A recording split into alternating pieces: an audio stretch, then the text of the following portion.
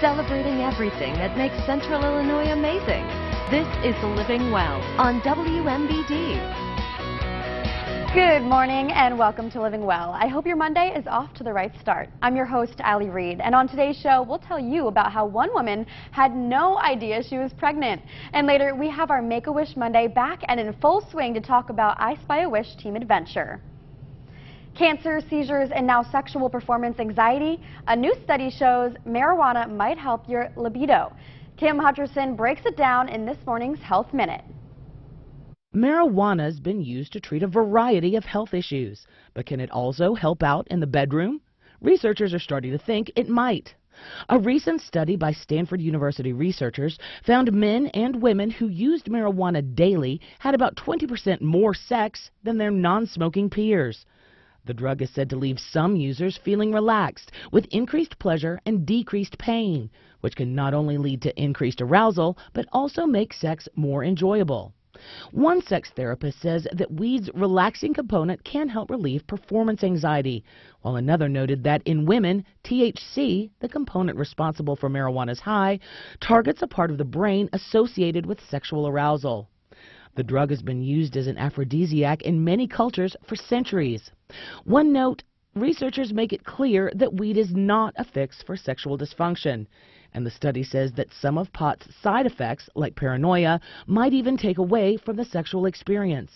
For those still interested in experimenting, they recommend starting off with a small amount and, more importantly, only indulge while in one of the 9 states where pot is legal for recreational use. For today's Health Minute, I'm Kim Hutcherson. And time for this morning's Health Matters. 8 people died in fireworks-related emergencies last year. Thousands of others were injured. The Consumer Product Safety Commission released the statistics Wednesday. According to the CPSC, there were an estimated 12,900 fireworks-related injuries in 2017. 67% of those occurred during the month surrounding the 4th of July. Most Americans need to spend more time working up a sweat. Each week between 18 and 64 should do at least 150 minutes of moderate activity or 75 minutes of vigorous physical activity. People should also do muscle strengthening activities at least twice a week, but according to the CDC, less than 25% of people are meeting that goal. And when it comes to exercise, new research shows physical activity helps patients dealing with depression to lower their risk of heart disease. That's the result of a study at University of Texas Southwestern in Dallas. It shows those with high levels of fitness at middle age were much less likely to die from heart disease later in their lives. That's also the case even if they were diagnosed with depression. Researchers say the earlier people start exercising, the more likely they are to avoid depression throughout their lives. And a Michigan woman got one of the biggest surprises you can imagine as Kate Nadolski shows us. She became a mother for the 4th time, but didn't know she was pregnant.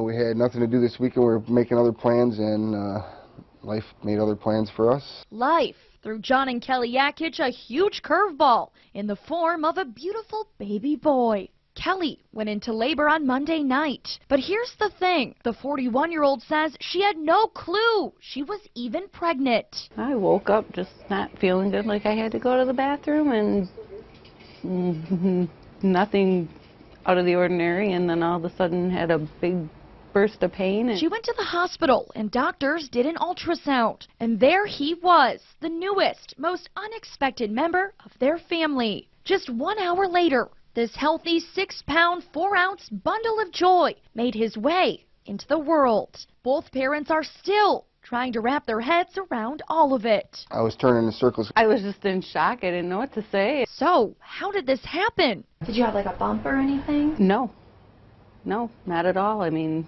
I was still wearing my normal clothes. Kelly says the doctors chalked it up to the baby growing behind her ribs, up against her back. I didn't have any pains. I didn't feel any movements. She says she was actively getting Depo-Provera shots, a form of birth control, so she wasn't surprised when she didn't have her period.